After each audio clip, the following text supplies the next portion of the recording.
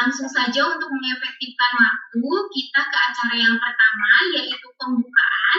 Kita buka acara ini dengan membacakan bismillah bersama-sama. Bismillahirrahmanirrahim. Nah, kemudian menginjak ke acara yang kedua, ya Bunda, yaitu perkenalan narasumber kita hari ini. Di sini saya akan membagikan CV beliau ya.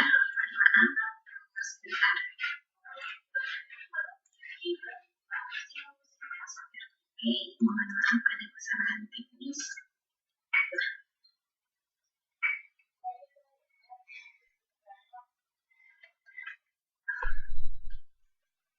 Narasumber kita hari ini, beliau adalah Dr. Wijdana Ibria MPD, tempat tanggal lahir Jakarta 30 Juli 1986, alamat Villa Inti Persada, Blok C2, nomor 46, Pamulang Timur, Tangerang Selatan. Status menikah dan memiliki 2 anak. Insya Allah nanti sebentar lagi memiliki 3 ya Bu ya.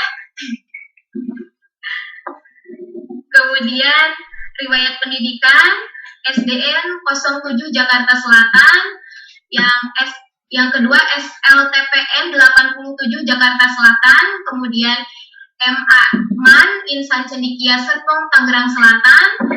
Selanjutnya S1 Pendidikan Dokter Umum FK Universitas Andalas Sumatera Barat, kemudian S2 Magister Administrasi Pendidikan Pasca Sarjana UHAMKA Jakarta. Riwayat pekerjaan yaitu dokter umum di klinik dan rumah sakit, kemudian kepala TK Islam Al-Abriya, kemudian sekarang beliau menjabat sebagai kepala SD Islam Al-Abriya. Kemudian ada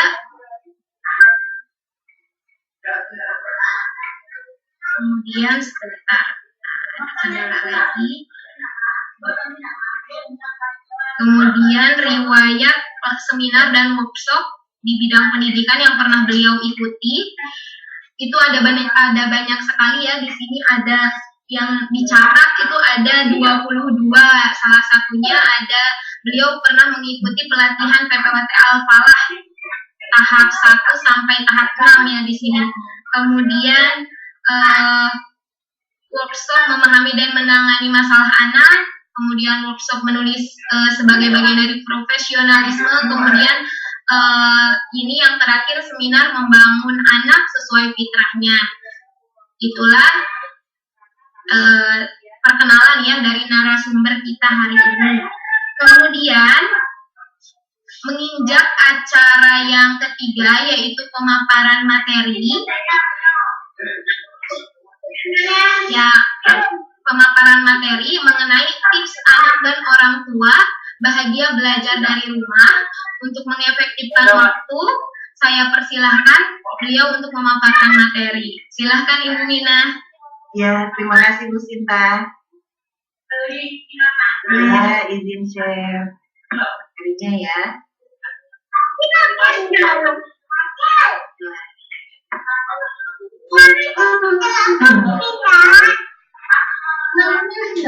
Sebelum saya mulai, mungkin ayah bunda yang masih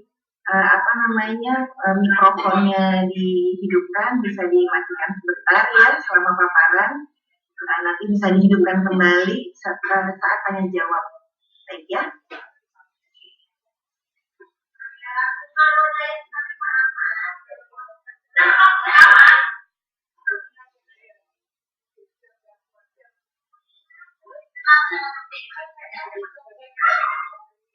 Ya.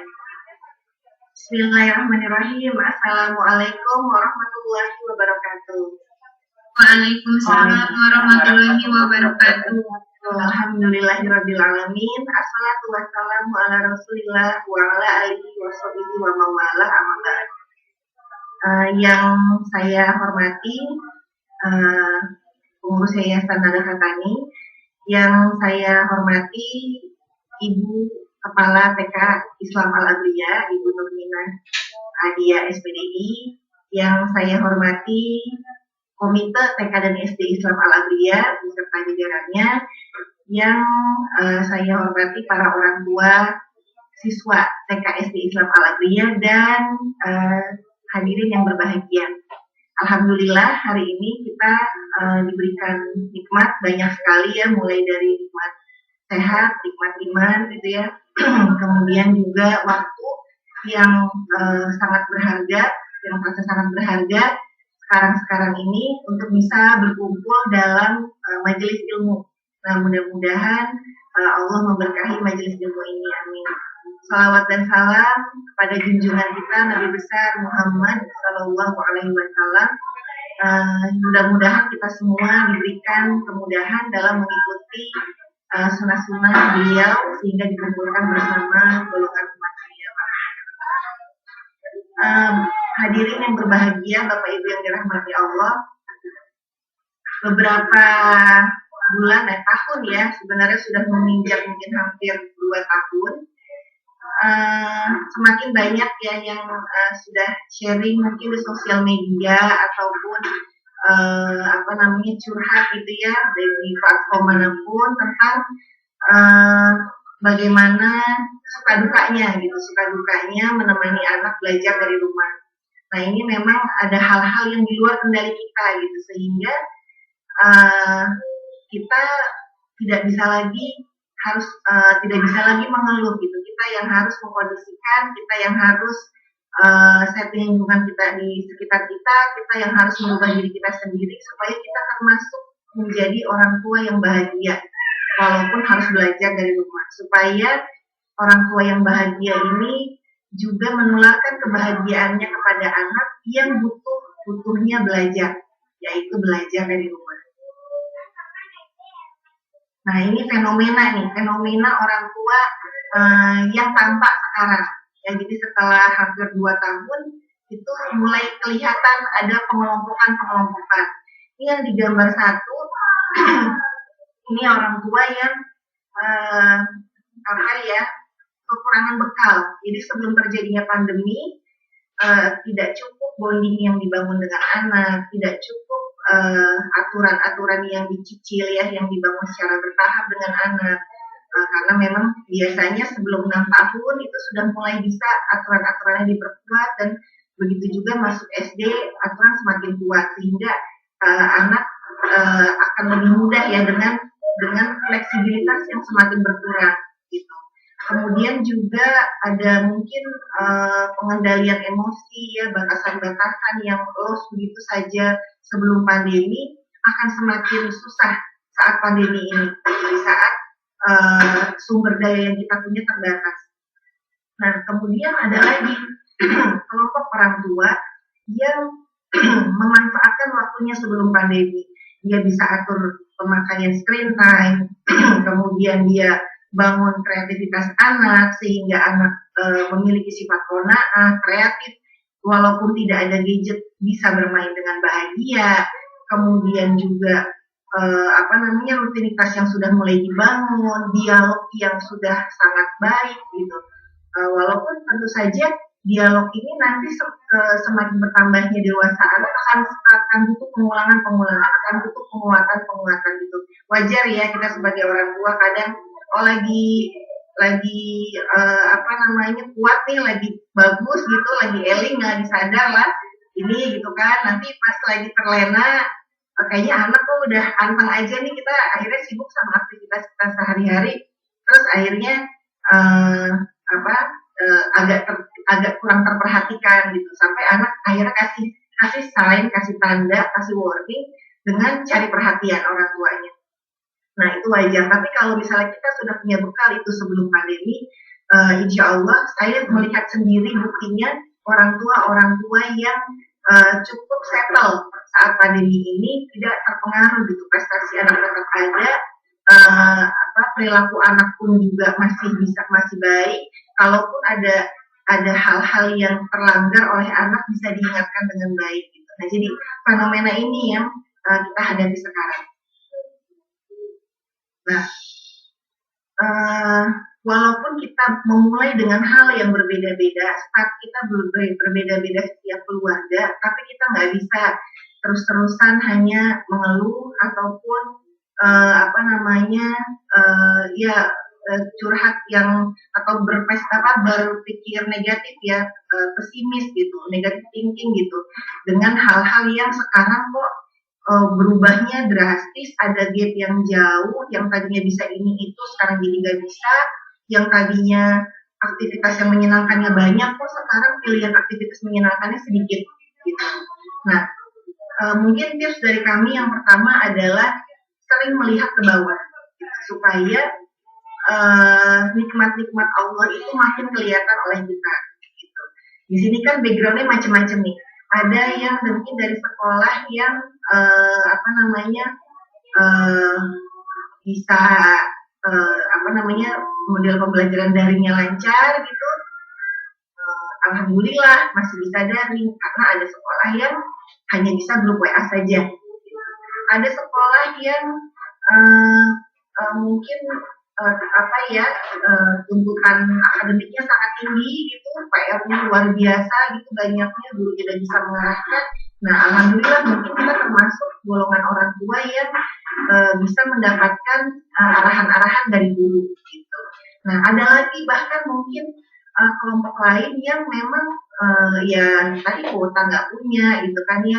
Jadi mungkin ada juga nih orang tua yang masuk dalam kelompok kadang kehabisan kuota gitu ya, tapi ada lagi yang sama sekali nggak punya kuota, yang sama sekali boro-boro mau dilakukan memvisit oleh gurunya gitu. Atau ada lagi yang sekolahnya di pinggir jalan sehingga memang sulit gitu ya, seandainya misalnya ada anak yang darurat itu butuh pengajaran misalnya dengan prokes yang ketat, namun mungkin yang bersyukur adalah yang tidak terlalu di pinggir jalan gitu, sehingga masih bisa gitu lah, masih bisa mengatur strategi lah. Nah, jadi begitu banyak hal yang bisa kita syukuri gitu. Bahkan kalau kita melihat sangat jauh mungkin jadi sebenarnya ada nikmat yang tercerabut ya sebelum pandemi dengan setelah pandemi, kita sangat merasakan itu. Jadi kita sendiri juga akhirnya berpikir apalagi di daerah yang mungkin untuk menuju ke sekolah aja susah, untuk belajar aja mungkin kayak negara perang itu susah gitu. Nah, itu makin banyak lagi yang bisa kita syukuri gitu. Nah, jadi tips yang pertama ini untuk selalu bersyukur kepada Allah. Karena apa kata Allah? La in syakartum fa azidannakum. Jika kamu bersyukur maka kami akan menambah nikmat-Mu. Jadi dengan keterbatasan kita selalu bersyukur, mudah-mudahan Allah menambah nikmat dengan apa? Tidak selalu dengan materi, mungkin dengan perilaku anak-anak yang mudah diatur. Nah, itu mungkin salah satu nikmat dari Allah selama pandemi ini bisa jadi. Baik. Nah, kalau misalnya kita mempertahankan sikap yang negatif, mengeluh, mungkin anak kita masih kaget ya dengan perubahan kakak adik rebutan gitu ya, rebutan Zoom gitu ya, kemudian udah gitu tidak tahan dengan tugas-tugas yang banyak gitu ya. Nah, yang ada kalau kita tidak segera mengambil remote-nya, jadi kita mau pilih yang mana nih? Kita yang diatur anak atau kita yang mengkondisikan anak gitu. Kalau misalnya tidak segera menenangkan diri dan mengambil remote-nya, maka otak kita buntu gitu. Ini ada gambar otak sederhana. Nah, jadi yang di tengah ini yang warna biru namanya otak tengah. Di sini ada sistem limbik, dia mengatur emosi. Kalau misalnya senang, jadi beberapa kali kita pernah sharing ya dengan orang tua bahwa jika anak senang, maka anak lebih mudah mendapatkan pembelajaran sama. Jika orang tua senang, maka orang tua lebih mudah menemukan solusi-solusi agar belajar daring semakin menyenangkan. Jadi semakin kita mengeluh, semakin sulit otak depan, ini yang warna hijau 2, semakin sulit otak depan dalam menemukan solusi-solusi yang pas, dalam menemukan cara-cara yang kreatif, dalam membangun komunikasi yang menyenangkan dengan anak. Karena memang kuncinya, kalau misalnya kunci kepatuhan anak itu adalah di bonding. Kalau bondingnya nggak kuat, maka anak sulit patuh. Nah, jadi ini yang kedua adalah kuatkan bonding dengan anak. Ada atau tidak ada pandemi, terutama pada saat anak usia ganjil, itu pasti anak-anak banyak berulah ya, dalam tanda kutip, banyak berulah. jadi minta perhatiannya lebih ekstrim gitu ya. Kayak misalnya kemarin ada anak usia 9 tahun, dia tuh ingin dianggap sesuatu gitu oleh orang-orang yang dia pandang dengan rasa kagum. Apakah itu gurunya, apakah itu orang tuanya gitu. Nah, tapi karena memang mungkin ada hal-hal yang kurang kuatnya dalam dirinya, sehingga cara menarik perhatiannya itu mungkin terlihatnya agak ekstrim. Apa contohnya? Salah satu contoh yang kami alami itu anak memakan plastik di depan gurunya, gitu, hanya untuk menarik perhatian gurunya. Nah, jadi apa sih sebenarnya yang diharapkan gitu? Hanya perhatian, waktu untuk ngobrol bareng, waktu untuk didengarkan, waktu untuk bisa ketawa sama-sama.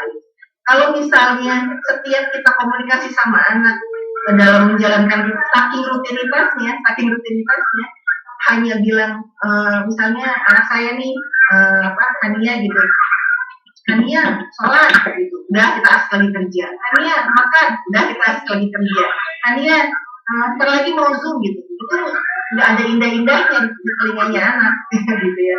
Jadi sediakanlah waktu untuk benar-benar komunikasi dua arah sama anak gitu. Kadang-kadang saya karena anak sudah 7 tahun ya, kita memang kasih waktu untuk nonton video edukasi di YouTube.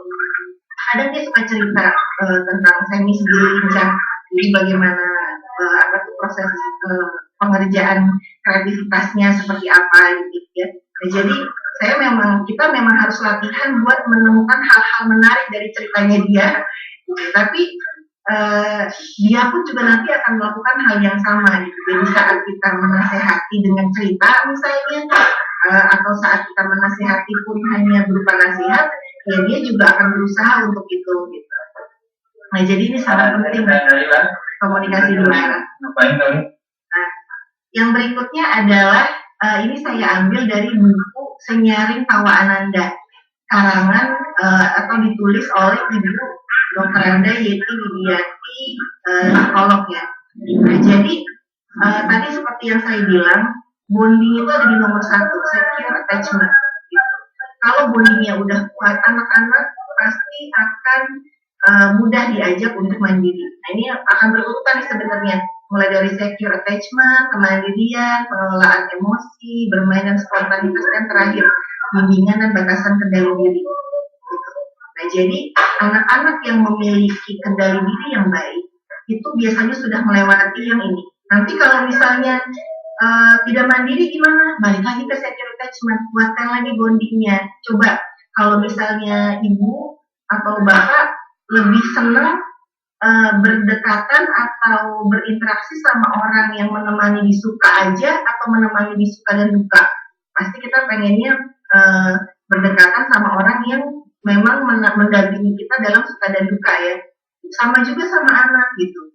Anak tuh nggak suka, kurang respeknya sama orang tua kalau misalnya kita hanya pas lagi tadi PR-nya aja, pas lagi mandinya aja, makannya aja gitu. Anak tuh seneng kalau kita ya sekali-sekali ikut main, sekali-sekali ngobrol, sekali-sekali ngobrolin hal yang serius sampai hal yang bercanda. Jadi atau sekali-sekali beres-beres bareng-bareng.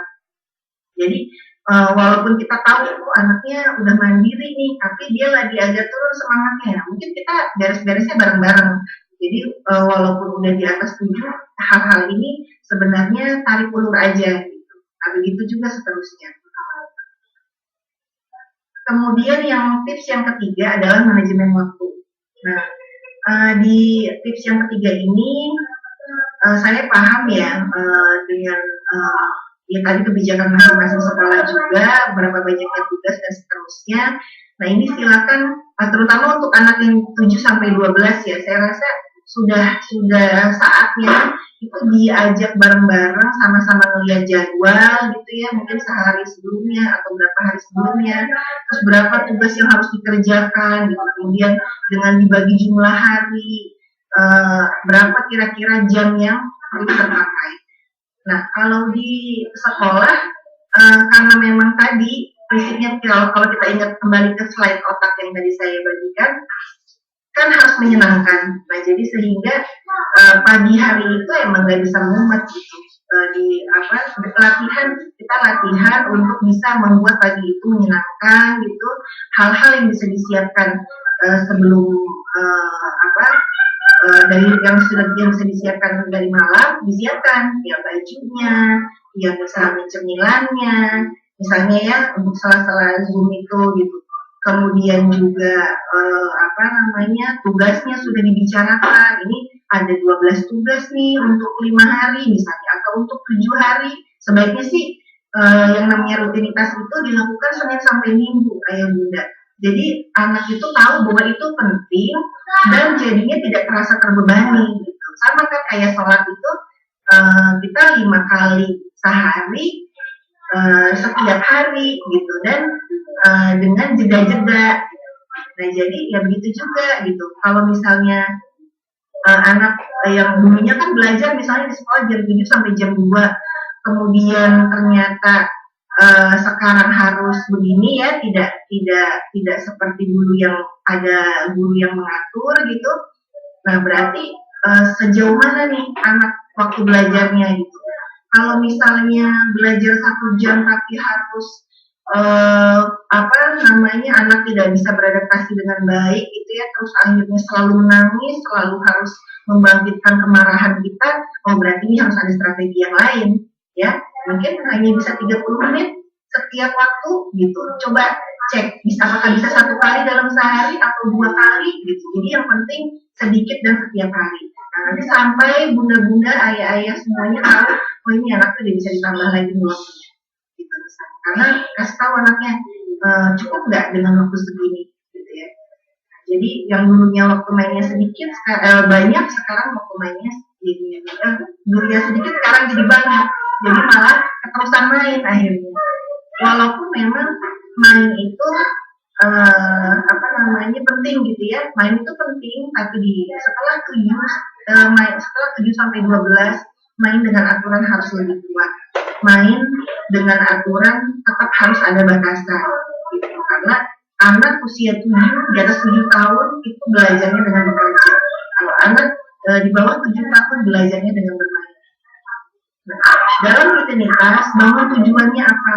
Sering-sering ngomong soal visi sama anak, soal tujuan hidup itu gimana ya, terutama pada anak-anak yang 7 ke atas gitu ya. Nah, kemudian juga misalnya juga mungkin dalam pembicaraan sesekali masukkan, seringnya mungkin ya, atau sesekali masukkan komponen tauhidnya gitu, bagaimana penerapan surat Al-Asr, kenapa Allah kok menjadikan waktu, bersumpah dengan waktu gitu. Nah itu sebenarnya adalah untuk kita bisa memanage waktu dengan baik. Jadi sebenarnya dengan adanya pandemi ini kita seperti sedang ditegur ya, sedang mendapatkan cobaan, ujian, waktu yang dulunya mudah kita atur sekarang punya tantangan, banyak tantangannya. Nah kemudian yang keempat, keseimbangan. Jadi ini seperti main layang-layang ya, seperti berkendara gitu ya, seperti filosofi kungfu juga. Nah apa itu kesamaannya? Kalau main layang-layang kan kadang saya belum pernah sih ya, main layang-layang ini saya belum pernah. Jadi tapi kan intinya kadang ditarik, kadang diulur gitu ya. Atau misalnya yang saya pernah mungkin mengepang rambut anak. Nah mungkin ya mengepang rambut anak itu kalau ayah bunda bayangkan mesti disisir dulu ya, nanti diikat lagi, ada yang jendul dikit, dilurusin lagi, disisir lagi, sampai nanti udah balik baru diikat gitu. Nah kemudian juga rem gas kayak gitu ya untuk berkendara. Kemudian juga kalau kungfu tuh gimana? Kalau pernah nonton film apa tuh Jet Li atau apa ya, jadi saya lupa apa sih, Shaolin Kid apa gitu ya, saya lupa. Jadi untuk sebelum ke jurus inti itu si anaknya disuruh belajar membawa air dalam jumlah banyak berkali-kali gitu kan. Anaknya cuma bingung, ini untuk apa gitu, kok gak ada jurusnya gitu kan, pengennya langsung aja gitu ke intinya gitu, padahal tuh ada step-step kecilnya dulu yang harus dilewati. Ternyata harus ada otot yang dikuatkan gitu kan. Nah sama nih, kita sama anak juga kayak gitu. Jadi tadi pas anak lagi mengelola emosinya baik, kita apresiasi. Tapi nanti dia lagi down gitu kan, dia lagi minta perhatian, dia lagi mudah kecewa, mudah tersinggung gitu. Nah kita juga tidak terus-terusan menuntut, kan kamu harusnya begini, kan kamu harusnya begitu gitu. Ini kata pokoknya atau harusnya ini yang seakan-akan kita tuh meminta kesempurnaan gitu kepada anak. Padahal anak lagi belajar dari amatir menjadi pro. Padahal Tuhan kita aja tidak pernah meminta kesempurnaan kepada kita, gitu ya. Jadi Allah itu selalu menghargai setiap usaha yang kita lakukan. Gitu. Nah, jadi saat kita sudah berusaha, terus ternyata hasilnya di luar harapan kita, nah disitulah kita harus tawakal. Ya, jadi kenapa kok dalam agama kita diajarkan ikhtiar dan tawakal? Saat ini mungkin kita sangat merasakan makna dari kata ikhtiar dan tawakal. Nah, tapi di sisi lain, saat kita lihat mainnya udah kebanyakan nih, gitu ya, kita harus seimbang. Saat kita ngerasa anak mainnya kebanyakan, kita coba lagi, gas lagi gitu. Nah, ini salah satu perkataan Imam Syafi'i yang mungkin konkret ya buat anak gitu ya. Yang namanya belajar itu lelah gitu. Sesekali menangis ya nggak apa-apa, tapi kalau menangis terus-terusan kayak tadi mungkin terlalu besar, terlalu membuat frustasi belajarnya. Tapi kalau misalnya ini seperti dinamika belajar aja ya nggak ada masalah gitu ya, bahwa belajar itu lelah, belajar itu pegel gitu ya, tinggal istirahat dulu gitu. Pegel nih bun gitu ya, udah istirahat dulu, misalnya mau ngapain dulu, makan dulu atau apa dulu, nanti lanjut lagi jam berapa. Nah berarti nanti untuk selanjutnya diatur waktunya seperti apa ya. Jadi kita diminta untuk evaluasi terus menerus nih di masa pandemi ini gitu. Jadi ini terutama nih anak-anak yang di atas 9 ini sudah bisa mengerti ya, sudah bisa mulai mengerti kalau misalnya nggak tahan dengan lelahnya belajar, sanggup nggak menahan kenyang kebodohan saat dewasa nanti. Gitu ya. Jadi kadang-kadang ada anak yang sambil nangis bilang, aku nggak sanggup menahan perihnya bodoh, nggak apa-apa deh, aku ngerjain aja, sampai seperti itu ya. Tapi ya berikutnya akhirnya saat diingatkan, ayo ini udah waktunya mengerjakan tugas, ya lebih mudah ya. Kemudian yang berikutnya adalah kita menyadari bahwa setelah kesulitan ada kemudahan. Gitu ya.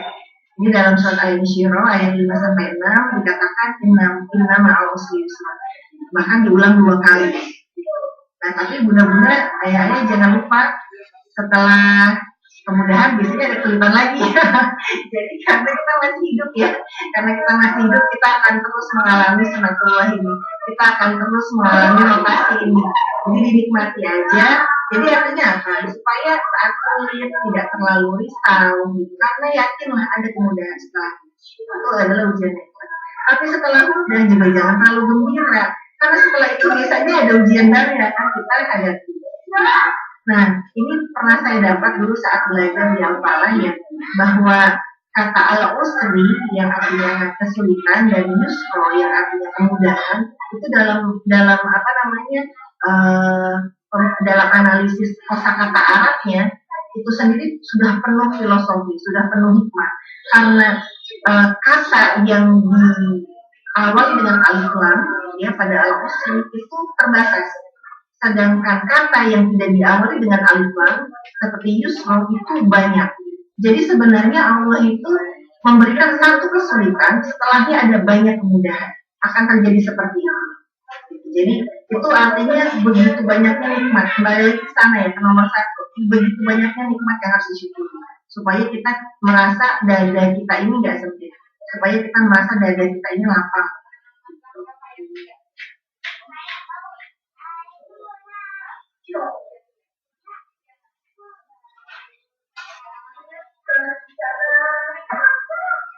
Yang terakhir ya sebelum saya tutup, nah ini kita bisa gunakan teori modern ya yang mungkin juga sudah diketahui banyak orang, cuman thread-nya diganti dengan challenge ya. Jadi yang biasanya SWOT, SWOT, analisis SWOT, ini diganti dengan SWOC. Nah jadi bisa jadi dengan analisis ini berbeda-beda setiap keluarga, gitu. Tapi ini secara general aja bahwa dengan pandemi ini sebenarnya kekuatannya adalah komunikasi dengan anak. Jadi tadi dua arah, terus lebih banyak komunikasi yang terbuka ya, bukan yang menuntut gitu. Kemudian juga opportunity-nya apa gitu, walaupun anak itu tidak bersentuhan langsung dengan guru, tapi ini jadi momen, jadi jendela kesempatan orang tua itu melihat langsung interaksi nyata guru dengan anak gitu. Ini opportunity buat orang tua, tapi parkir buat guru karena dia jadi ditampilin terus tiap jam ya. Jadi opportunity buat orang tua ini sebenarnya sesuatu yang sangat baik ya, karena jadi kelihatan gitu. Jadi dan ini juga akan memperlihatkan kadang anak bisa merespon hal yang berbeda.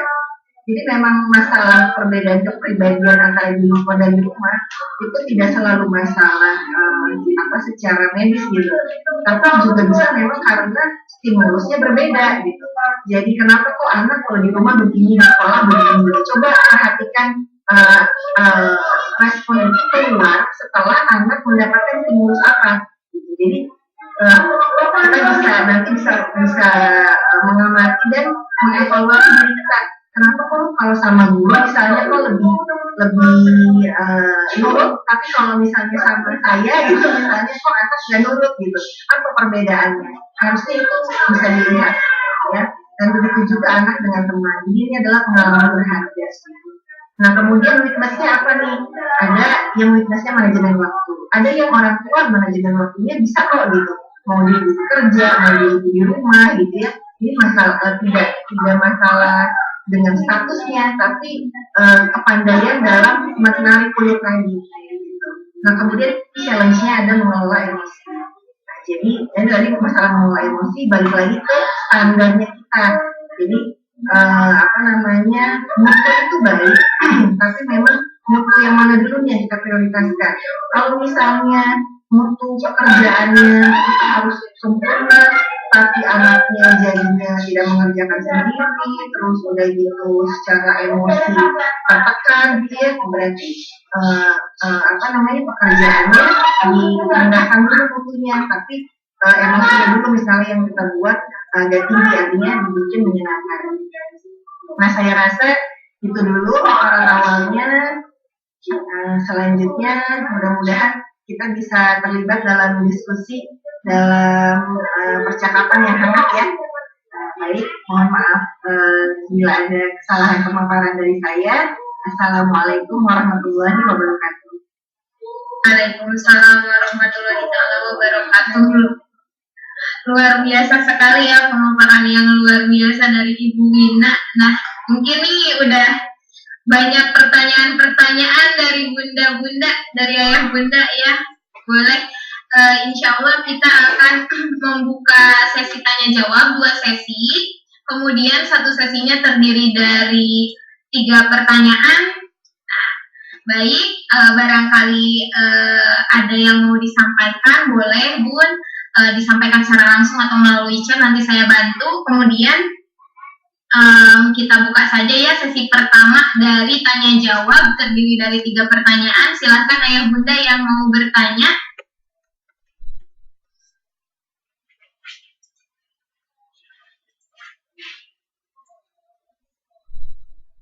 Boleh langsung dibuka saja unmute-nya ya, di-unmute saja suaranya supaya terdengar.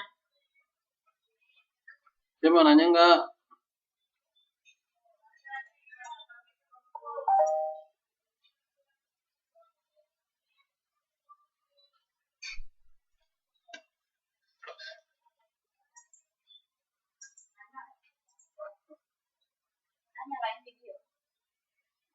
Suara.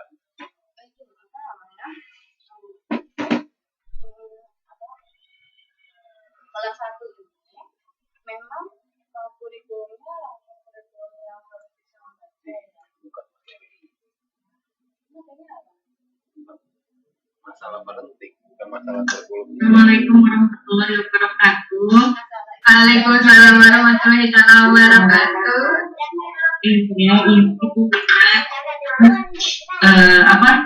tanya apa yang bisa dicapai yang seharusnya atau mungkin bukan seharusnya ya pantasnya, karena memang tidak bisa dipaksa soalnya anaknya, apa yang bisa dicapai yang hal yang sewajarnya dilakukan pada anak usia SD kelas 1 gitu. Misalkan saya anak kelas 1 kan catir gitu kan, karena yang saya rasakan yang biasanya kalau sebelum Zoom itu kita kasih pijakan dulu kan, dikasih pijakan dulu. Sekarang itu mulainya Zoom itu jam berapa sampai dengan jam berapa, oleh siapa, dengan siapa, akan belajar tentang apa gitu kan. Cuman untuk detailnya temanya kan saya kurang paham gitu kan, yang akan diajarkan oleh guru saat itu tuh apa. Cuman sedikitnya saya melakukan pijakan seperti itu. Nah, tetapi pada saat perjalanannya anak itu dia mengikuti gitu, tapi mereka tetap gitu, nah ini sampai jam berapa gitu kan, ini sampai jam berapa, oh belum selesai seperti itu. Ada gitu dia bisa berdiri, duduk gitu kan, terus mau lari-lari kayak gitu. Cuman walaupun sebelumnya dikasih tahu juga abang harus apa gitu kan, pada saat itu pada saat mau minum atau mau ke belakang itu harus minta izin ke guru itu dilakukan sama dia. Cuman sebenarnya apa sih targetnya gitu pada usia anak kecil itu apa gitu kan, yang pada saat dilakukan pada saat Zoom oleh anak tersebut gitu. Itu dulu mungkin itu. Ya, langsung saya jawab aja ya Bu Sinta ya. Boleh, silakan Ibu. Iya, ya Bunda Nafa dan Syatir yang memang Syatir kan juga ini ya baru masuk SD gitu kan, yang sebelumnya belum pernah belajar di SD gitu kan. Jadi memang ada hal-hal yang mungkin bikin kaget gitu. Tanpa pandemi aja anak kelas 1 tuh baik yang menuju 7 maupun yang sudah 7 itu memang butuh waktu bergerak gitu. Nah jadi sebenarnya sih kelas 1 itu kan transisi ya dari yang sebelumnya TK kemudian menuju SD. Jadi memang sebenarnya yang diharapkan itu anak menyenangi proses belajarnya dulu. Nah kalau misalnya memang dengan izin kamar mandi atau izin minum itu kan membuat dia nggak terlalu lama di depan layar gitu ya kan memang silakan saja, tidak ada masalah gitu. Nah mungkin nanti salah satu jalan itu juga mungkin itu tadi rutinitasnya di hari Sabtu Minggu tetap dijalankan walaupun tidak di depan layar gitu, walaupun di depan buku gitu misalnya, sehingga anak itu udah mulai tahu oh ya kalau belajar itu harus tenang gitu kan, harus duduk tenang. Jadi ada kalanya pegel bisa gerak dulu terus nanti ini lagi gitu, balik lagi gitu. Kalau pada kelas 1 kan memang juga sebenarnya kan memang harusnya kita kalau di sekolah tidak ada PR ya, cuma ini karena memang situasinya ya tidak memungkinkan, nah sehingga banyak kegiatan-kegiatan di sekolah yang dibawa ke rumah gitu. Nah mudah-mudahan sih karena memang yang diutamakan juga motoriknya, skillnya dulu kan lebih ke sana. Akademik itu kan justru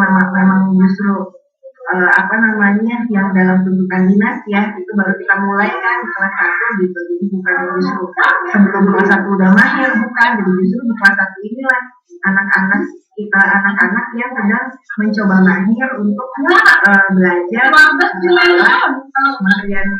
ala dinas pendidikan gitu. Nah jadi itu cukup sih Bundanya Syatir ya, itu cukup dan memang kita juga nggak bisa menyamakan tuh nanti outputnya, misalnya Nafa yang udah kelas 3 dengan Syatir yang kelas 1 gitu, itu pasti akan berbeda kelihatannya. Itu kita memang harus banyak pemakluman. Bukan berarti itu kurang ininya ya Bu, motorik yang dia ini kadang sebelumnya tuh dia seperti naik pohon atau lari itu dia lakukan gitu. Gitu geraknya dia masih butuh pada saat iya betul ya. Kan alhamdulillah kan kita akhirnya sebagai orang tua udah tahu nih akan kebutuhannya di mana gitu. Nah sehingga memang kalau misalnya di jam Zoom nggak cukup dengan itu gitu ya, misalnya yang harusnya mungkin paling dengan adanya gerakan senam atau ice breathing di Zoom itu paling hanya 10 menit gitu misalnya, ya berarti memang harus ada kegiatan bergerak di luar pembelajaran gitu. Seandainya tidak bisa tiap hari gimana? Ya mau nggak mau misalnya pas kali seminggu diajak ke mana yang aman gitu, secara kesehatannya juga secara ininya tidak berkerumun atau bagaimananya gitu. Itu yang mesti kita pikirkan sih. Dulu sebelum pandemi pun ada anak-anak yang terlihat sangat tidak tenang itu saat belajar itu pasti kita sarankan juga ya, misalnya anak yang tidak mau menginjak rumput, anak yang gigian sama lem, anak yang basah gitu ya, anak yang rewel hanya karena misalnya pasti bajunya basah gitu ya, baik dari TK maupun ke SD awal-awal itu kita anjurkan dulu untuk coba Pak dibawa ke pantai, dibolehkan anaknya berguling-guling gitu, dibebaskan gitu untuk bermain, yang penting aman gitu untuk ininya, pasien yang penting nggak masuk mulut lah ibaratnya seperti itu. Nah sebelum pandemi saja seperti itu gitu. Apalagi saat pandemi jika memang alhamdulillah kita bisa melihat kebutuhan anak seperti itu, ya mau tidak mau memang sesekali harus dibawa ke tempat-tempat yang anak-anak itu memungkinkan gitu, untuk melakukan gerakan-gerakan yang tadi dimaksudkan gitu. Berarti memang harus ini lagi di stimulus itunya ya Bu ya. Karena memang saat itu kan tidak ini ya, ini tidak cukupi begitu. Sama-sama inisiatif. Alhamdulillah sudah terjawab ya Bun ya.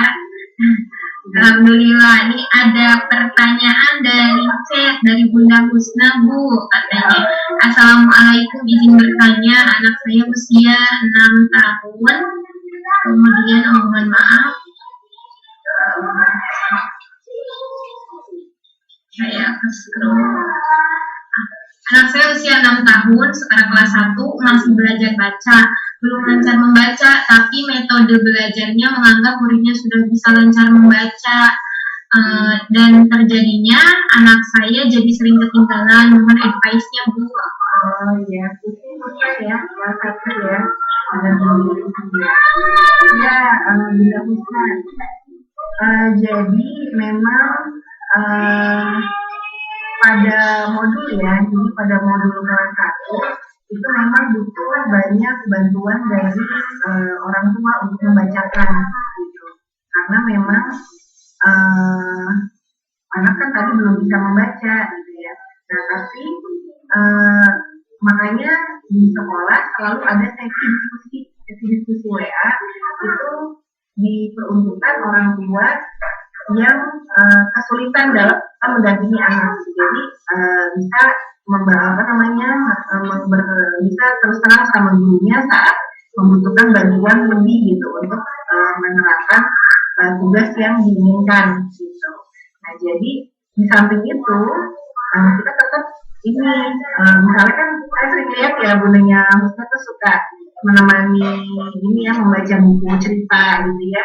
Itu juga bisa dilengkapi dengan kegiatan jurnal juga gitu, sehingga apa yang dibaca dituangkan dalam bentuk gambar gitu ya, kemudian dituliskan kosakatanya. Nah mudah-mudahan itu memang ini kan baru sejak bulan Juli ya, ini kan baru 1 bulan nih. Nah insya Allah masih ada waktu, masih banyak waktu untuk bertahap mendapatkan kemampuan itu gitu. Jadi di awal rasanya seperti sering ketinggalan karena memang secara tidak langsung seperti kita ada perbandingan gitu ya dengan temannya. Nah karena memang budak-budak masuk ke Zoom melihat sendiri bagaimana anak kita dengan teman-temannya, sehingga secara tidak sengaja terbandingkan gitu. Nah, tapi kalau misalnya kita melihat di diri anak kita sendiri, membandingkan kemampuan dia sebelumnya dengan kemampuan dia yang sekarang, insya Allah pasti ada penambahan kemampuan gitu. Nah, jadi tetap diapresiasi Dan untuk masalah hal yang tadi menambah kemampuan dalam hal bacanya misalnya, itu bisa dikomunikasikan sama gurunya. Insya Allah,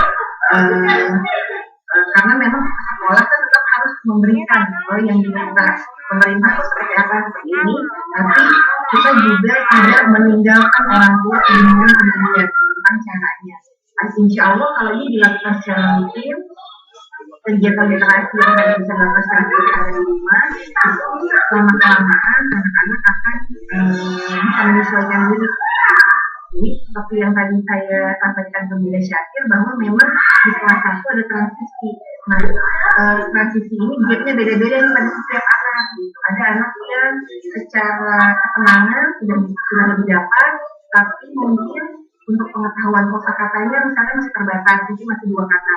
Ada anak yang secara kosakata udah lebih banyak, tapi mungkin ketenangannya kurang didapatkan gitu. Jadi menjadi agak terhambat dalam kegiatan daringnya. Ya mudah-mudahan nih kegiatan daring cepat selesai ya. Jadi kita bisa bertemu lagi. Gitu. Ada yang mau ditanyakan lagi nggak, Bunda Hikmah? Bunda menjawab baik, terima kasih Bu Ina. Baik. Sepertinya sudah terjawab. Iya. Izin bertanya Bu. Iya. Siapa duluan Ibu Cinta? Iya. Boleh, ini ada Bunda Akilah yang di chat tadi, atau Bunda Cici dulu. Kita ke Bunda Akilah dulu ya, yang di chat yang duluan Bun. Ya. Nanti setelah Bunda Akilah kita langsung ke Bunda Cici ya. Oke. Nah, dari Bunda Akilah, Assalamualaikum Bunda, mau tanya, Bunda, bagaimana caranya membiasakan anak-anak untuk bisa gemar membaca dan menulis? Karena saya perhatikan anak-anak sekarang ini pada malas nulis dan baca Bunda. Baru nulis sebentar, alasannya sudah capek. Betul. Ya. Waalaikumsalam ya Bunda Akila. Ini usia berapa ya anaknya kira-kira? Usia 10 tahun Bunda. Oh, 10 tahun ya. Iya, SD kelas 4. Iya. Ya, jadi memang kita nggak bisa pungkiri ya, semakin dini kita ajak anak untuk aktif jari-jarinya dalam hal kegiatan motorik halus, kegiatan life skill, itu memang semakin mudah anak menyesuaikan diri saat masuk ke suatu masa di mana ada tuntutan akademik gitu dari sekolah formal gitu. Nah, pada anak usia 10 tahun tentu aja dia sudah punya pemikiran seperti orang dewasa gitu ya. Cuman masalah pengendalian emosinya aja yang masih perlu latihan terus-menerus gitu. Cuman banyak pemikiran orang dewasa yang udah bisa dia pahami gitu pada anak 10 tahun. Ditambah lagi mungkin sudah mulai ada peningkatan beberapa hormon ya, ada yang sudah dimulai, ada yang lebih lambat daripada itu. Ini tergantung lagi nih perempuan atau laki-laki. Nah, sehingga mood belajar anak jadi berbeda gitu. Walaupun pada usia 10 tahun biasanya moodnya lebih baik daripada anak yang 9 ataupun pada anak yang 11. Nah, jadi satu sisi ini mungkin kita juga akan menyiapkan mental. Coba kita bandingkan moodnya anak belajar waktu 9 tahun dibandingkan yang sekarang, mana yang lebih mudah diajak kerjasama gitu. Nah kemudian bagaimana caranya membiasakan anak-anak. Jadi walaupun tadi saya bilang anak ini TK nih sebenarnya gitu ya, tapi bukan calistung dengan drilling ya gitu. Tapi bila sudah 10 tahun gimana? Ya tetap saja kita tetap lakukan dari manapun kita bisa start, dari manapun kita bisa mulai. Memang ujung-ujungnya tetap teladan. Jadi kalau kita merasa hobi membaca itu baik, hobi menulis itu baik gitu, ya maka kita juga tunjukkan bahwa kita pun juga menyenangi kegiatan itu gitu. Jadi walaupun cuma 1 halaman, walaupun cuma 1 lembar, itu tetap kita perlihatkan gitu. Kalau pada anak TK bahkan ini dibahasakan gitu, misalnya Bunda lagi baca buku nih, judulnya ini. Jadi bukannya pamer, tapi hanya untuk memberitakan fakta kepada anak bahwa orang tuanya juga melakukan hal yang sama dengan dia, dan dia pun nanti akan menggunakan kemampuan itu yang akan bermanfaat saat dia lebih besar. Nah, kalau misalnya untuk menulis, ini juga sama nih. Jadi sebenarnya try menulisnya yang juga diajak terus gitu. Ini kan perlu diobservasi dulu ya, perlu didata dulu. Apakah anaknya termasuk yang senang membuat karya misalnya, atau misalnya terlibat dalam kegiatan rumah tangga gitu. Nah itu sangat penting untuk membiasakan jari-jarinya supaya tidak mudah capek gitu. Dan kemudian juga sambil ada dialog-dialog yang banyak itu baik dari sisi agama ya, bahwa sebenarnya memang pendekatan anak dari sisi agama itu lebih mudah sebenarnya. Apalagi kita misalnya sering menyampaikan kisah-kisah Rasulullah ataupun para sahabat, orang-orang soleh gitu ya, karena mereka digambarkan sempurna gitu, teladan yang baik. Susah kalau misalnya kita pamer atau misalnya menceritakan benar lu kuat begini, benar lu kuat begitu.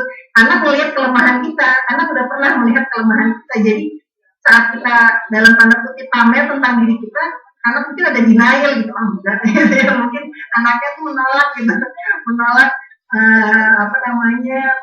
fakta-fakta tentang diri kita. Tapi kalau misalnya kita menciptakan Rasulullah, dulu aja sahabat itu menulisnya di pelukan kurma, coba bayangkan menulis di kertas sama di pelukan kurma, mana yang lebih melelahkan gitu ya.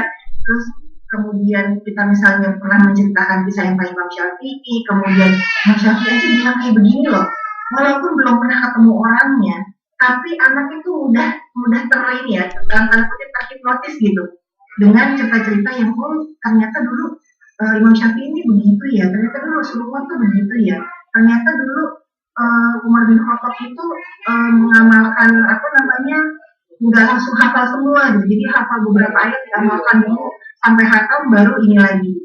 Nah jadi dialog-dialog seperti itu yang menjadi inspirasi bagi anak-anak sangat dibutuhkan. Itu makanya tadi saya bilang kuatkan bonding, kuatkan dialog. Jadi kalau misalnya setiap ketemu anak cuma ngomongin itu lagi, ya mandi lagi, ya makan lagi, ya sholat lagi, ya tugas lagi gitu, anak udah hafal. Sehari itu kata-kata yang keluar dari mulut kita tuh bakalan apa gitu. Tapi kalau misalnya kita sendiri baca kisah-kisah inspiratif, kita cerita sama anak, nah itu mudah-mudahan jadi inspirasi buat dia. Karena tadi ini anak 10 tahun sudah lebih kritis ya, sudah lebih berpikirnya seperti orang dewasa. Nah tapi tidak, ini adalah sesuatu yang tahunan. Jadi pada anak TK saja untuk menjadi bisa gemar membaca itu butuh waktu tahunan, mungkin 3 tahun, bulanan sampai tahunan ya.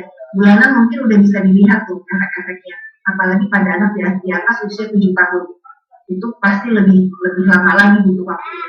Tapi insya Allah efeknya permanen gitu. Ya mudah-mudahan itu bisa ini ya, beda akila ya. Tapi kalau ada yang mau ditanyakan lagi silakan. Baik Bunda, terima kasih. Iya, sama-sama. Mungkin ke Bunda Nasi dulu ya. Silakan Bunda Nasi ya. Terima kasih Bu Ina. Ya. Sebenarnya nih pertanyaan yang mungkin berulang-ulang itu aja ya Bunda. Mau nanya nih mengenai perbedaan anak laki-laki dan perempuan. Saya kebetulan anak saya laki-laki semua pun, dan saya merasa perbedaan gitu loh. Saya waktu kecil kayaknya tuh umur masuk SD tuh sudah bisa belajar sendiri gitu loh, baca sendiri, memegang sesuatu, apalagi waktu kita kecil kan, RT nggak punya, sudah bisa menjalankan kewajiban cuci piring gitu kan, masak nasi, nyapu, itu udah jadi kewajiban kita kecil. Cuman anak sekarang kan beda Bu. Kebetulan saya sekarang ya, laki-laki semua, kok kayaknya tuh mereka itu masih seneng main gitu ya. Tapi memang saya pernah dengar kan memang perbedaan antara laki-laki dan perempuan gitu. Kita pengen tahu bagaimana mengukur terhadap anak laki-laki ini khususnya, wah ini masih baiklah, masih normal gitu, atau harus kita bagaimana biar takutnya nanti kalau kita terlalu kasih toleransi dia akan tertinggal sama anak perempuan gitu kan. Bagaimana dia mengukurnya, karena memang terasa berbeda sekali. Kayak anak teman saya kan yang perempuan kalau ngerjain tugas malah suka, apa gimana kalau laki-laki karena nego dulu, aja mah Ini untuk mengukur masih kita toleransi apa kita harus wah nggak bisa nih harus kita marahin atau kita udah kita harus orang tua ya atau gimana gitu sih. Iya. Baik. Iya. Nah ini kan mungkin dirasakan saat pandemi ini ya Bu. Iya, sama soalnya bundanya WFH kan. WFH juga, terus anaknya udah, Ma aku bosan, Ma kenapa sih harus sekolah-sekolah? Berarti kan sudah protes terus. Apalagi kami kemarin kan mengalami COVID satu keluarga. Iya. Jadi Mus itu udah protes dia, Ma aku udah nggak sekolah, udah nggak main, kenapa aku bisa kena? Jadi saya akhirnya kan namanya takdir Allah jadi balik aja lah. Iya. Banyak ini perubahan dan sebagainya. Itu aja jadinya. Iya. Nah jadi memang kita terasa seperti ini memang karena membandingkan dari kondisi sebelum pandemi dengan kondisi saat pandemi. Nah itu gitu. Dan gitu juga saat kita sharing sama teman-teman gitu ya. Ya kebanyakan dari kita pasti mau nggak mau akan menceritakan yang terlihatnya tuh yang baik-baiknya aja gitu Bu. Jadi memang gini, kita perlu objektivitas gitu ya dalam hal ini untuk membuat ibu merasa tadi kan karena tadi prinsipnya kalau kitanya panik ya dalam hal ini mungkin saya kategorikan agak panik gitu. Ini ketinggalan nggak sih kok anak saya kok nggak mudah sih diajak ngerjain tugasnya kok kalau anak dia lah itu jadi kan lagi-lagi ada perbandingan lagi tuh. Nah saat kita membandingkan tuh membuat panik gitu jadinya. Sedangkan tadi otak kita itu sifatnya kalau kita agak panik, kalau kita panik tidaknya jadinya buntu. Gitu. Nah jadi gimana caranya supaya tetap objektif gitu menilai anak sendiri. Nah ini mungkin bisa kita analisis sendiri kita tulis gitu misalnya jam berapa sih dia belajarnya, jam berapa sih dia ininya gitu kan mainnya gitu. Nah kemudian juga memang masalah main ini saya beberapa kali memang menemukan ada kebijakan-kebijakan orang tua yang soal main terlalu banyak juga gitu ya misalnya kalau hari libur nih main dari jam 8 gitu sampai jam 1 atau jam 2 gitu ya anaknya udah main aja gitu jadi masalah makannya, masalah sholatnya gitu karena memang anak harus dilatih untuk menentukan prioritas. Jadi kalau dulu pada anak usia 6 atau 7 kita pernah menemukan anak yang sampai nahan kencing demi mau main sama temannya. Nah itu sebelum pandemi itu. Nah jadi ya memang kitanya harus ingatkan gitu ya, kitanya harus ingatkan kebutuhan dasarnya dia itu yang mana dulu gitu. Karena kadang-kadang anak itu nggak bisa membayangkan ya bahwa setelah pipis itu dia masih bisa main kok, alatnya nggak hilang kok, temennya masih ada kok gitu, area mainnya masih ada kok, itu kan hal-hal yang abstrak tuh. Nah itu kadang anak nggak bisa membayangkan, jadi kita yang kasih pertanyaan. Misalnya setelah jadi bukan lagi kebelet di tanya-tanya begitu ya. Jadi pas lagi udah tenang gitu ditanya, kalau misalnya main terasa tipis apa yang harus dilakukan? Oh, aku main aja dulu nanti kan gini-gini gitu misalnya. Terus tanya aja, apakah temannya udah hilang kalau misalnya ke kamar mandi sebentar? Jadi kasih pertanyaan-pertanyaan yang dia jawabannya enggak gitu. Temannya masih ada nggak? Masih. Alat mainnya masih ada? Masih gitu misalnya. Areanya hilang nggak? Hancur nggak areanya? Masih ada gitu. Jadi dengan jawaban-jawabannya iya, akhirnya dia lama-lama tersadar tuh. Oh iya, aku nggak perlu panik ya kalau kehilangan waktu main sebentar. Nah itu pada usia-usia yang lebih muda. Nah pada usia-usia yang lebih di atasnya, ya berarti memang dari awal udah dikasih tahu. Jadi bahwa mainnya hanya bisa sekian gitu misalnya. Terus tadi kalau di akhir minggu itu prinsipnya main aja sebebas-bebasnya gitu. Nah ini yang makna dari pentingnya belajar itu akan terkikis gitu. Kalau pandangan menurut hemat saya gitu ya, menurut pandangan saya kalau misalnya di Sabtu Minggu kan ada yang orang tua yang punya value, punya prinsip sebebas-bebasnya aja gitu di hari itu. Jadi mau berapa jam nih yang biasanya nonton 1 jam di akhir minggu kalau boleh main game 2 jam 3 jam gitu. Nah ini yang akan mengacaukan. Sebenarnya anak laki-laki itu tetap bisa memanage waktu harusnya ya Bu ya. Iya tetap bisa kok gitu. Cuma memang kebutuhan geraknya memang mungkin lebih besar gitu. Gitu Pak. Jadi iya, dan jadi memang misalnya tulisannya jadi lebih jelek daripada anak perempuan gitu kan, karena memang motoriknya. Tapi ada di sekolah yang tulisannya bagus ya. Anak kelas 4 iya, kalau si Mursi ini tipikalnya kita harus disampingnya duduk. Kadang-kadang kan masih nyambi-nyambi gitu kan.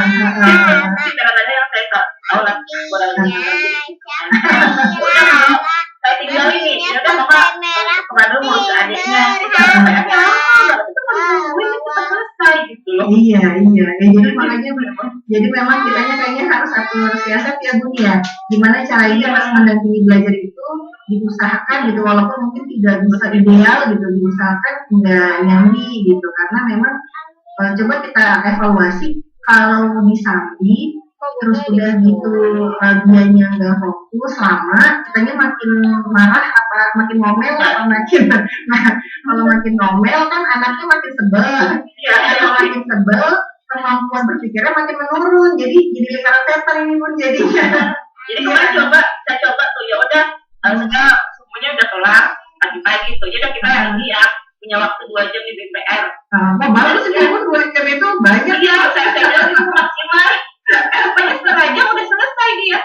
Iya. Nah itu dibahasakan tuh Bun sama anaknya, diapresiasi, dibahasakan. Oh ternyata kalau kamu ngerjain 30 menit di jam segini tuh ternyata cepat loh ngerjainnya gitu. Oh berarti nanti berikutnya kita di jam-jam segini aja gitu. Makanya saya tuh kalau saya merasa dampingi anak perempuan ya, saya tuh mama saya tuh jarang dampingi saya belajar gitu kan. Iya. Nah bedanya juga dulu keterbatasan yang membuat kita mandiri. Justru karena banyak pelayanan di zaman sekarang itu yang membuat anak-anak jadi manja dalam tanda kutip. Gitu. Jadi nggak biasa gitu sama kesulitan-kesulitan jadi nggak biasa. Gitu. Jadi justru sebenarnya kesulitan itulah yang membuat anak bisa bertambah kemampuannya. Iya, alhamdulillah. Ini sebenarnya benar-benar mungkin udah tahu ya, cuman pengen cerita aja biar lega gitu, nggak apa-apa. Ternyata bisa jadi hikmah ya buat yang lain yang mendengar. Alhamdulillah sudah terjawab ya Bunda untuk pertanyaan Bunda Cici. Nah kemudian ada pertanyaan dari Bunda Arum. Assalamualaikum Bunda, izin bertanya bagaimana memberikan motivasi kepada orang tua untuk terus semangat mendampingi anak di rumah, terkhusus untuk poin kedisiplinan dan tanggung jawab. Mohon maaf Bu Guru, anaknya capek maka tidak bisa ikut pembelajaran Zoom, atau sering saya mendengar keluhan, mohon maaf Bu Guru, anak saya terlambat menyerahkan tugas. Nah bagaimana Bu memberikan motivasi? Nah, ini kita kayaknya sharing sesama guru ya. Iya, waalaikumsalam ya Bunda Arum. Ini sebenarnya nih yang kita lakukan ini sedang memotivasi orang tua ini. Ya karena benar. Jadi pertama cara memotivasinya ya ini dengan membuka forum-forum percakapan seperti ini gitu. Terus kemudian yang kedua juga kan sebagai guru itu sebenarnya kita punya pengalaman melihat sejumlah anak yang dalam jumlah banyak gitu sekaligus gitu. Beda sama orang tua. Saya nih sebagai orang tua, anak saya 2 yang udah sekolah formal, saya melihat 2 anak. Tapi kalau guru bisa jadi mungkin 10, 14, ya 28, 32 gitu ya. Dan itu berganti-ganti setiap tahunnya gitu. Nah jadi sebenarnya kita bisa memberikan waktu yang mana nih yang bisa dibagikan gitu untuk orang tua, atau langsung bertanya misalnya secara periodik gitu ya, sekali sebulan gitu ya, bertanya kendalanya apa gitu misalnya. Terus atau kalau misalnya nggak bisa, apakah telepon ataukah ini gitu ya, chat WA gitu ya. Sama waktu itu tahun lalu itu ada anak-anak yang agak sulit gitu mau belajar, mungkin saat ini nggak apa-apa, udah ikut Zoom dulu gitu ya, kita catat dulu. Nah nanti kita misalnya bisa video call sama anaknya, tapi bukan ngomongin pembelajaran, untuk ini aja, apa sih namanya, membangun keakraban gitu ya, membangun keakraban. Mungkin video callnya apakah berdua aja, atau kadang mungkin bisa ngajak temennya gitu ya, supaya bisa saling menyemangati. Insya Allah sih banyak hal-hal yang kita juga mengalami, dan alhamdulillah beberapa hal bisa kita ini ya, maksudnya kita trial error pastinya ya, kita coba ini bisa apa enggak, kita coba ini lebih efektif mana gitu. Nah jadi untuk masalah kedisiplinan dan tanggung jawab, nah ini yang kita uraikan nih, kita yang itu tadi, ini kan kebijakan setiap sekolah beda-beda ya, tapi memang kita harus akui bahwa tugas yang bila deadline-nya itu sangat sempit ya, deadline harian, otomatis tekanannya lebih tinggi daripada deadline yang mingguan, atau bahkan deadline yang bulanan. Jadi kita pilih nih sesuai dengan kebutuhan sekolah kita gitu. Mau pilih yang deadline mana? Pasti semuanya punya plus minus gitu kan. Pada yang siswanya banyak, mungkin deadline bulanan akan terlalu sangat memberatkan, karena sekali koreksi misalnya 24 anak gitu misalnya, kali sekian tugas gitu misalnya. Nah tapi apakah misalnya deadline mingguan gitu yang lebih pas gitu misalnya, supaya orang tua juga, karena tadi orang tua kan backgroundnya macam-macam, ada yang pedagang mungkin, ada yang ibu rumah tangga, ada yang kerja kantoran. Nah ini nggak semuanya bisa gitu dengan deadline itu gitu. Nah sehingga ya sebenarnya nih alhamdulillah ini orang tuanya masih berkomunikasi ya, masih bilang mohon maaf Bu Guru anaknya begini gitu ya. Ini mudah-mudahan dengan evaluasi di beberapa hal tadi, baik misalnya komunikasi sekolah memang harus lebih terbuka lagi. Mungkin yang tadinya orang tua segan gitu ngomong sama gurunya yang bisa dibalik gitu ya, gurunya yang menghubungi orang tua gitu, ada hambatannya apa gitu. Kemudian untuk masalah tanggung jawab tadi, pembahasan apa sih namanya, dipreteli gitu ya, di breakdown gitu, ininya tanggung jawabnya supaya tidak terasa terbebani. Itu mungkin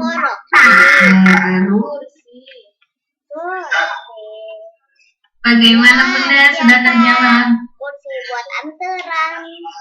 Apa masih ada yang kurang, boleh ditanyakan kembali Bunda Arum.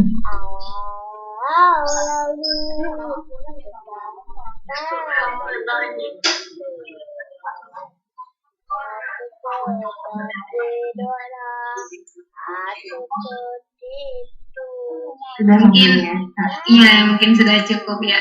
Barangkali ada sedikit waktu lagi untuk yang mau bertanya, Bunda, dipersilahkan.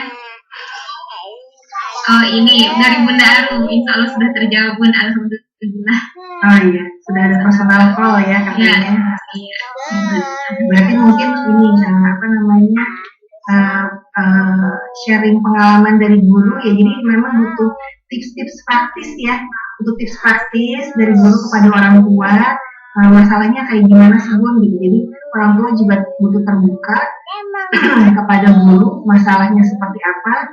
Nah mudah-mudahan nanti guru juga bisa kasih beberapa tips yang bisa dicoba gitu di rumah. Iya betul, penguatan untuk orang tua. Ya, kita mengalami hal yang sama. Semangat ya. Sama-sama ya Bunda. Izin bertanya. Oh iya, silakan Bunda. Gimana ya meningkatkan kepercayaan diri pada anak gitu. Coba nih cari mana bayangannya. Saya sering dilihat kalau misalkan pas lagi Zoom, dia itu sering banyak diem gitu dibanding sama teman-teman yang lain gitu. Kalau misalkan ada soal apa, dia itu menunggu giliran gurunya bertanya baru dia mau bertanya gitu. Meningkatkan kepercayaan dirinya itu kayak gimana? Iya. Baik Bunda Yusuf. Ya, ada beberapa hal ya yang bisa kita lakukan ya. Pertama sih memang kita memastikan dulu ya apa namanya komunikasinya gimana, karena kan memang dulu ada kendala bahasa ya saat pindah rumah ya dari tempat yang sebelumnya ke sekarang gitu. Jadi apa namanya waktu itu alhamdulillah itu sudah mulai teratasi gitu ya. Nah, jadi sekarang memang kadang juga ada anak yang ya apalagi dengan background seperti dengan riwayat seperti itu sehingga dia butuh waktu untuk saat untuk cepat-cepatan menjawab gitu. Nah, yang bisa dilakukan di rumah mungkin mulai dari apresiasi gitu ya apa yang sudah dia putuskan, karena memang masalah ini kan sebenarnya kan kompetitif ini kan sebenarnya sifat dasarnya anak-anak usia 6 ya, kadang tuh itu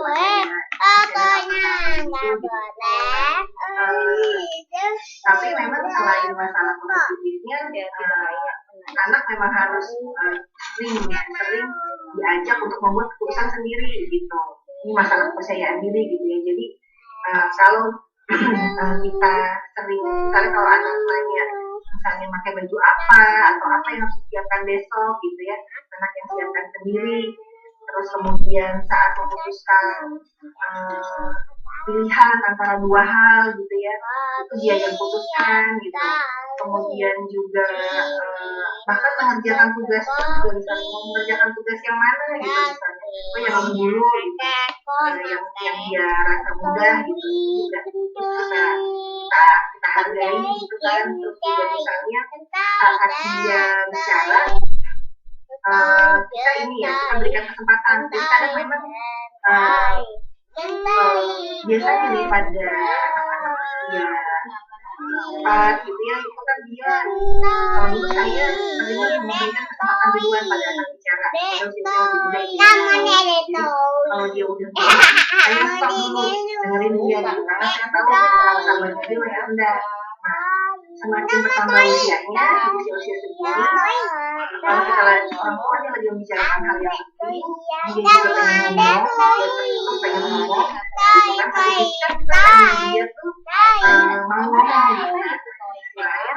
Selain juga ada orang tua yang lagi bicara, saya bisa pegang dulu badannya sebentar, dicelupin dulu ngomongan gue sebentar, sambil saya pegang badannya gini, tanpa mengecilkan niat, dia pengen ngomong. Karena memang tadi saat di sekolah dia masih ikutan gitu kan. Jadi sebenarnya saat di rumah dia pengen bicara itu kesempatan emas gitu untuk bisa mendengarkan dia berpendapat gitu.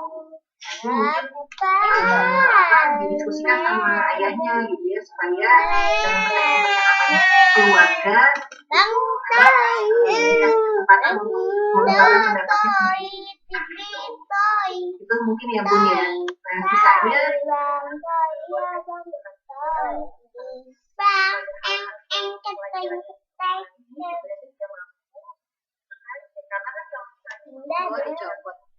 kepercayaan dirinya makin meningkat ya. Nah, jadi kan kita harus lihat nih dia sangat senang di pelajaran apa gitu, dengan gurunya siapa gitu. Mungkin itu bisa jadi awalan agar anak lebih apa namanya, lebih ekspresif lagi gitu. Jadi misalnya nanti kalau misalnya siapa misalnya sama siapa Bulala ya, pas Bulala ada pertanyaan begini, coba ini misalnya jawab cepet-cepetan sama temennya, nanti rasain deh seru nggak gitu, seru nggak cepet-cepetan sama jangan seperti itu yang kita bangun dari perasaannya gitu. Mudah-mudahan itu jadi motivasi buat dia. Nah, coba ya Bun ya, nanti kalau misalnya udah terus masih ada hambatan, komunikasikan sama Bulala. Ya, terima kasih ya, sama-sama Bunda Yusuf. Alhamdulillah ya, alhamdulillah sudah jauh dari Bunda Yusuf. Kemudian waktunya sekarang sudah menunjukkan 10.30. Ayah Bunda, apakah ada yang mau bertanya? Oh, mata kakak seperti itu deh, makanya jadi Kembali atau sudah cukup? Barangkali nanti ada pertanyaan-pertanyaan yang menonjol belum diungkapkan, kemudian nanti teringat-ingat. Izin bertanya Bunda Sinta. Boleh, silakan Bunda Ana. Iya, terima kasih semuanya atas materi yang disampaikan. Alhamdulillah sih saya jadi bisa mengukur ya pengalaman belajar Hana selama beberapa waktu di SD-nya ini. Yang ingin saya pertajam adalah mengenai mengelola emosi nih. Mungkin dari Ibu bisa berbagi tips bagaimana mengelola emosi baik untuk orang tua maupun untuk si anak gitu ya. Karena sudah menjadi rahasia umum bagaimana tingkat emosi orang tua itu selama pandemi ini lumayan meningkat ya. Kalau kakak Yang kedua tuh kalau Hana sendiri kalau saya dampingi jadi agak sedikit manja ya. Jadi apa-apa kayak tergantung sama saya gitu. Tapi kalau saya lepas gitu sekali-sekali saya lihat tenang-tenang saja gitu di ruang zoomnya gitu. Itu gimana tuh? Saya melihat itu kayak gimana gitu. Mungkin bisa dijawab, bisa dibantu jawab. Baik, Hana. Jadi tadi masalah pengelolaan emosi ya. Tadi kalau misalnya kita ingat slide tentang 5 kebutuhan dasar yang tadi saya ambil dari bukunya Ibu Yeti Widiati ya, tentang secure attachment, ada kemandirian dan seterusnya. Nah, jadi sebenarnya memang pertama juga emosi itu emosi yang negatif ya, ekspresi emosi yang negatif seperti marah, ngambek, tantrum gitu ya, itu muncul saat dia merasa keluar dari zona nyamannya. Nah, sehingga zona nyamannya ini harus kita perluas gitu. Nah, gimana cara memperluas zona nyaman? Memang dengan memberikan kesulitan-kesulitan gitu. Nah, gimana caranya supaya dia saat melakukan kesulitan itu mau berjuang gitu kan, daya juang, balik itu secure attachment. Jadi ke dasarnya ke secure attachment gitu. Nah, jadi saat dalam bullying itu kita mungkin bisa banyak dialog, banyak cerita, berkegiatan bersama gitu ya, misalnya sambil bikin apa tuh kan di sosial media lagi banyak ya walaupun istilahnya kan Hana ingin ada ini ya, mungkin nanti silakan diatur gitu ya situasinya, mana yang bisa bareng-bareng gitu, yang aman gitu. Jadi dalam kegiatan yang dia sukai itu kita bisa sambil sharing, dulu tuh pengalaman masa lalunya kita itu bisa jadi nostalgia kita, itu bisa jadi hal yang menarik buat anak. Nah, kemudian juga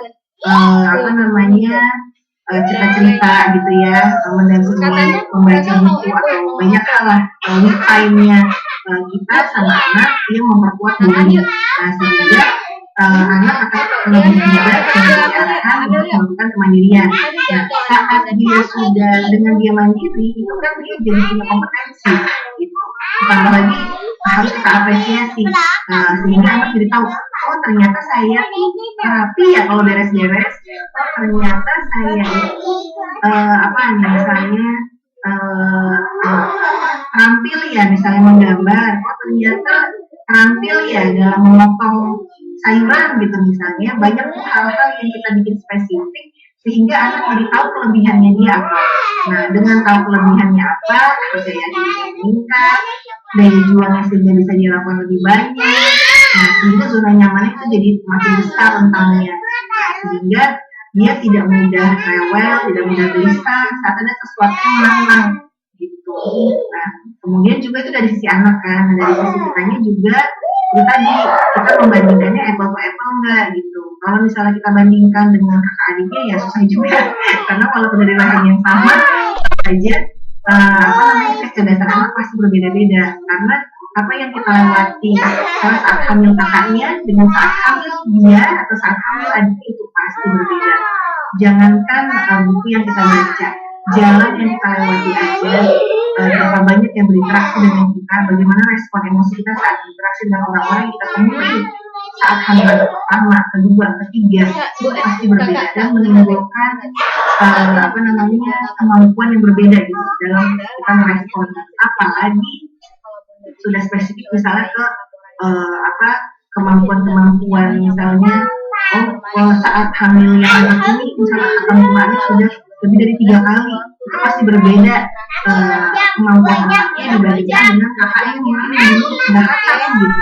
Pas kita mengenali kakaknya coba aja. Jadi sehingga melihat anak ini memang kita harus membandingkannya kemampuan dia saat ini dengan yang sebelumnya dalam hal apapun. Nah itu membuat kita memaklumi anak.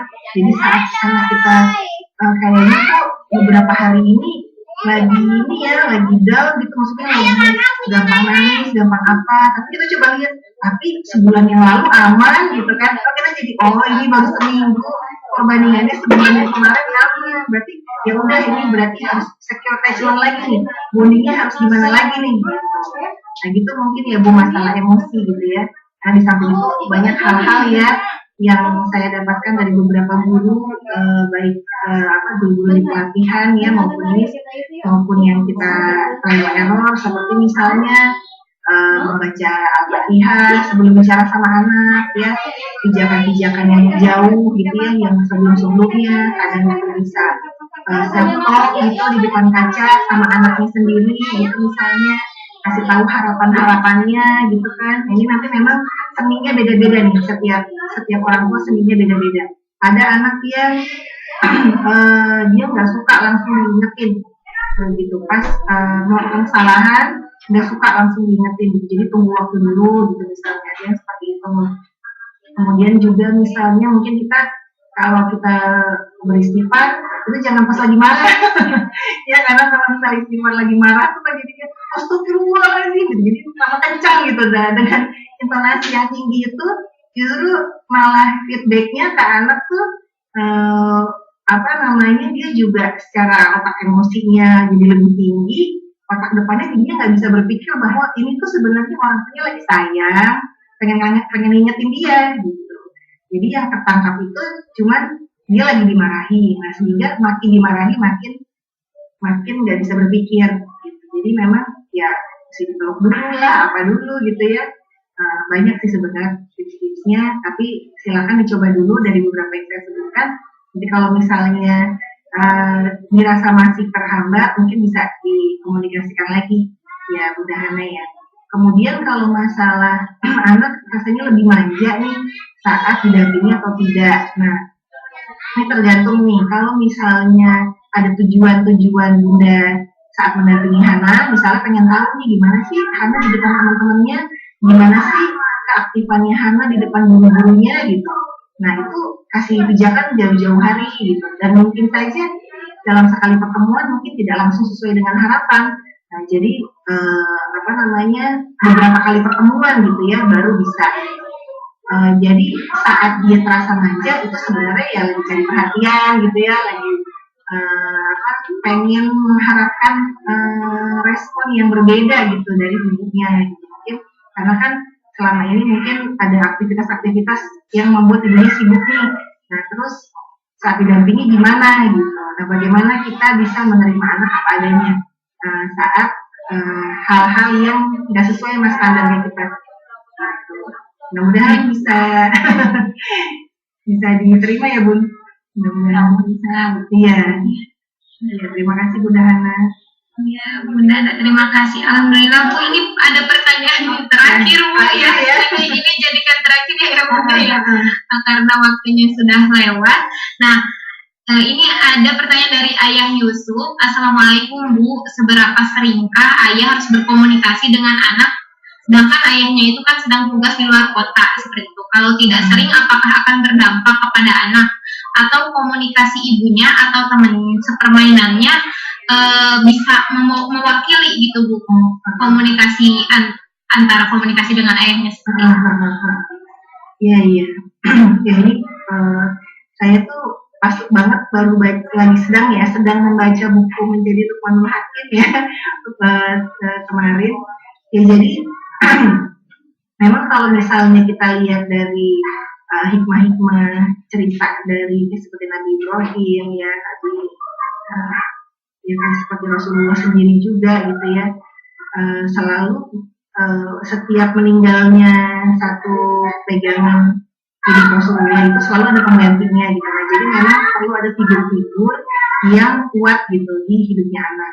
kalau misalnya alhamdulillah anak masih memiliki orang tua yang lengkap, walaupun di sini misalnya ada hambatan ayah harus keluar kota gitu, ya usahakan saat sedang tidak bertugas di luar kota itu memiliki kegiatan rutin yang menyenangkan gitu dengan anak. Dan itu sebenarnya juga kadang mudah-mudahan tidak termasuk yang begini ya. Artinya gini, kadang ada yang sekali dia bertemu mungkin jalan-jalan gitu ke mana gitu ya, yang nginep di hotel mana gitu, tapi mungkin komunikasinya tetap tidak hangat gitu ya, sehingga si anak pun tidak merasakan itu sebagai pengorbanan orang tua dalam hal membangun kedekatan gitu. Jadi sebenarnya yang paling baik itu komunikasi yang hangat, mau di tempat manapun ya, walaupun cuma misalnya beli es krim di Indomaret gitu misalnya, tapi kalau ada komunikasi yang hangat itu sebenarnya lebih berefek gitu pada anak gitu. Nah terus juga kalau misalnya saat sedang tugasnya mungkin bisa dikasih pijakan sebelumnya, ini ayah akan keluar kota gini-gini, nanti ayah bakal kangen misalnya sama kakak, ini ya video call ya sama ayah gitu misalnya, ada jam-jam tertentu gitu. Kita juga minta maaf kalau misalnya ada kadang jadwalnya tidak bisa gitu misalnya. Nah, itu ungkapkan permintaan maaf supaya anak merasa memang dihargai, keberadaannya itu memang diharapkan gitu. Nah mungkin itu sih. Jadi kalau dibilang jadi gini, memang frekuensi penting, tapi bilang dengan orang ayah bisa ada tiap hari di rumah, tapi kalau tidak ada komunikasi hangat maka ayah seperti tiada gitu ya. Jadi frekuensi yang hangat, frekuensi plus kehangatan yang sangat penting gitu. Jadi bukan hanya frekuensi tok aja gitu. Terus apakah komunikasi ibu dan teman-temannya Superman bisa menggantikan? Ya tidak bisa gitu. Bagaimanapun ayah punya peran sendiri. Kalau dalam hukum jadi Lukmanul Hakim karangan Pak Adrian Rusfi itu dikatakan bahwa ayah itu adalah memang menanam karakter anak mau bisa berbeda dengan temannya. Jadi supaya tidak mudah ikut-ikutan sama temannya. Jadi apa? Artinya diharapkan saat misalnya kalau teman-temannya misalnya ngebully, dia ikutan ngebully nggak? Dia tahu nggak kalau bully itu nggak baik. Teman-temannya misalnya merokok, dia ikut-ikutan nggak merokok? Teman-temannya nauzubillah ya misalnya narkoba, dia akan ikut-ikutan nggak? Dan begitu juga seterusnya gitu. Jadi ayah itu sebenarnya menanamkan ego. Beda dengan egois ya. Kalau egois itu mementingkan diri sendiri. Tapi kalau ego itu percaya diri bahwa dia boleh berbeda. Yang penting sesuai dengan syariat agama. Nah gitu. Nah itu sebenarnya tugasnya ayah tuh sebenarnya gitu. Tapi kita nggak bisa pungkiri ada keluarga yang tidak seberuntung ini. Ada keluarga yang ayahnya mungkin di mana gitu ya, ayahnya nggak berperan atau bagaimana. Tapi Allah tahu gitu ya, ada keluarga yang seperti ini, ayah tidak mampu memerankan tugasnya dengan baik, sehingga ibu yang harus menggantikan, pasti Allah balas dengan perilaku anak yang baik yang sesuai dengan harapan ibu. Itu hadiah bagi ibu yang menggantikan tugas ayah. Tapi kalau misalnya alhamdulillah beberapa ayah atau ayah-ayah di sini mau belajar bareng-bareng gitu, bahwa sebenarnya ayah nih yang kepala sekolahnya, betul ibu adalah madrasah utama, tapi ayah kepala sekolahnya yang menentukan visinya, yang menentukan arah anak nih hidup di dunia mau jadi apa sebagai hamba yang bagaimana, cita-cita keluarganya seperti apa gitu. Itu kan ayah, ibu tuh pelaksana teknisnya. Nah, jadi itu adalah peran-peran yang penting gitu dari seorang ayah. Mudah-mudahan itu bisa menjawab ya ayah yang Yusuf ya. Sudah jam 10.40 ya. Iya. Terima kasih Ibu Wina atas pemaparan yang sangat luar biasa. Nah, Ayah Bunda, alhamdulillah acara demi acara telah kita lewati bersama. Saat ini kita berada di puncak acara, yaitu penutupan. Kita tutup acara ini dengan membacakan hamdalah bersama-sama. Alhamdulillahirabbil alamin. Ya, terima kasih Ayah Bunda atas kehadirannya dan partisipasinya. Semoga apa yang didapat hari ini bisa diterapkan di rumah. Kita sama-sama belajar, sama-sama berjuang dalam menghadapi keadaan pembelajaran yang saat ini seperti ini. Harus bisa menerima, harus bisa berjuang ya, berjuang sama-sama. Bunda-bunda dengan guru-guru saling bekerja sama. Terima kasih, mohon maaf atas segala kekurangannya. Saya tutup. Assalamualaikum warahmatullahi wabarakatuh. Waalaikumsalam warahmatullahi wabarakatuh. Terima kasih Bunda. Terima kasih. Terima kasih Bunda. Semangat.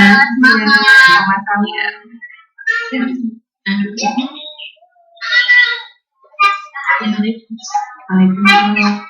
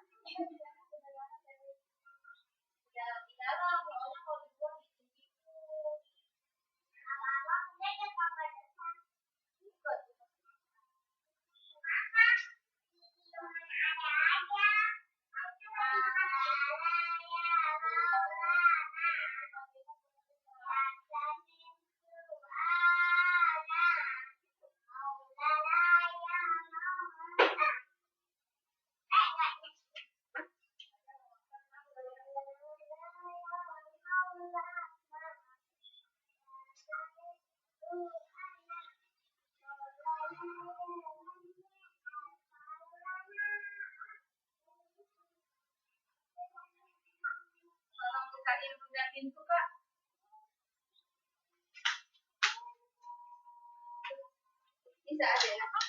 Maaf deh. Itu botol aja tolong. Itu botol minum aja. Botol minum aja tolong diangkat boleh?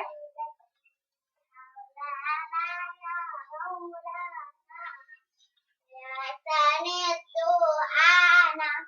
Nah di situ panas, di sini adem. Kenapa ya? Begitu. Matahari indah. Dia pergi ke sana. Kira-kira kalau itu ada yang menghalangi nggak? Tidak.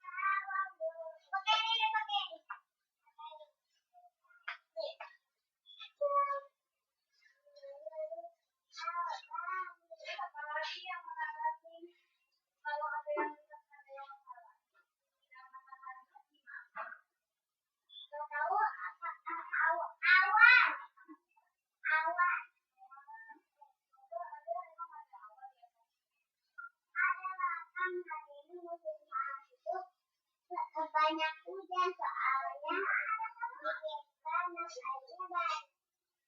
Adam, kamu dimatiin. Kalau nggak sakit. Lah, ini air siapa ini? Air nenek. Terus kenapa dibuka? Soalnya ada moyang. Kalau habis udah selesai belum minumnya? Hah? Kalau udah minum harusnya diapain?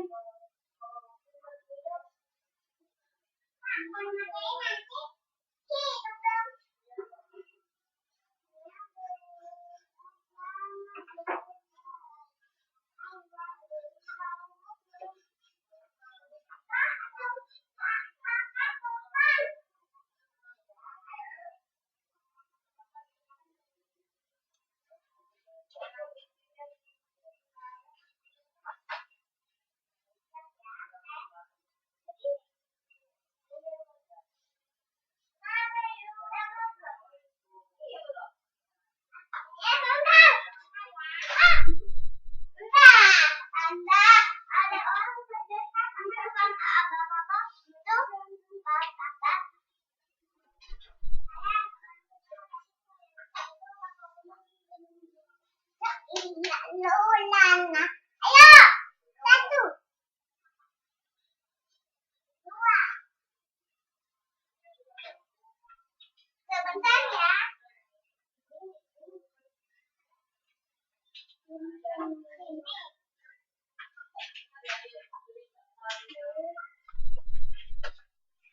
Ini.